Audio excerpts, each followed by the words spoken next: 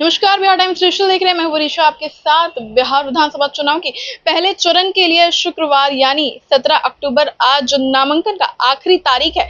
इसी बीच महागठबंधन के भीतर गुरुवार की देर रात तक सीटों के बंटवारे हो गया है और इस बंटवारे में मुकेश सहनी की वीआईपी को केवल 15 सीटें मिली हैं।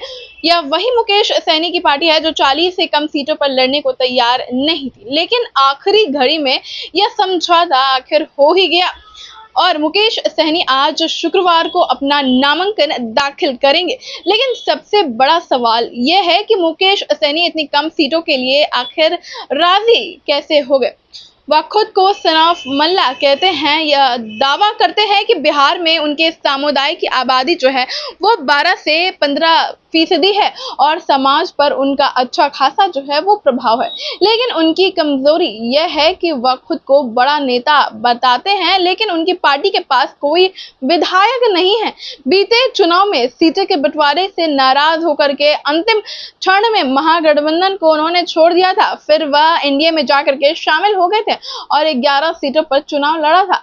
उनके 4 नेता विधायक भी बने, लेकिन चुनाव जीतते ही उन सभी ने सहनी की साथ छोड़ दिया और वे सभी भाजपा में जाकर के शामिल हो गए। यह कारण ऐसा है कि चुनाव में सहनी के पास कोई बार्गेनिंग पावर नहीं बचा था। उनके पास 40 सीटें के दावे के पीछे कोई पुख्ता तर्क ही नहीं थे। ऐसे में उनको केवल 15 सीटें पर ही समझौता करना पड़ गया। हालांकि 15 सीट के साथ सहनी ने राजद नेता तेजस्वी यादव से कुछ वादे लेने के में सफल हो गए हैं। सूत्रों के मुताबिक बता दें कि अंतिम घड़ी तक चली इस बार्गेनिंग में राजद नेता ने उनको राज्यसभा की 1 सीट और विधान परिषद में 2 सीटें देने का बात कह दिया है। हालांकि बता दें कि आधिकारिक तौर पर अभी तक जो कांग्रेस और राजद की सीटें हैं उसका खुलासा नहीं हुआ है और आज नामांकन की आखिरी तारीख है। लेकिन स्पष्ट नहीं है कि राजद और कांग्रेस कितनी सीटों पर मैदान में उतर रही है।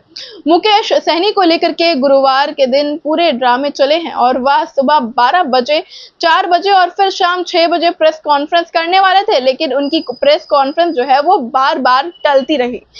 ऐसा भी रिपोर्ट आया है कि मुकेश सहनी को मनाने के लिए राहुल गांधी ने खुद फोन किया है और फिर दिल्ली में तेजस्वी के बेहद खास नेता और कांग्रेस के शीर्ष नेतृत्व के बीच जो है वो लंबी बातचीत हुई। फिर देर में सीट बंटवारे पर फैसला ले लिया गया और मुकेश सहनी भी इस बात पर सहमति जता दी कि वह 15 सीटों पर 2025 का विधानसभा चुनाव लड़ने वाले हैं। तो इन सभी बातों के पीछे देखा जाए तो लंबी चौड़ी जो है वो तकरीर चली है और अभी तक देखा जाए तो राजद और कांग्रेस की सीटें अभी साफ नहीं हो पाई है। आज नामांकन का आखिरी दिन है और मुकेश सहनी जो है वो आज अपना नामांकन दाखिल करने जा रहे हैं। तो आप सबकी क्या राय है हमें कमेंट बॉक्स में लिखकर जरूर बताएं। तो फिलहाल इस खबर में इतना ही, मिलते हैं आपसे अगली वीडियो में, तब तक के लिए धन्यवाद।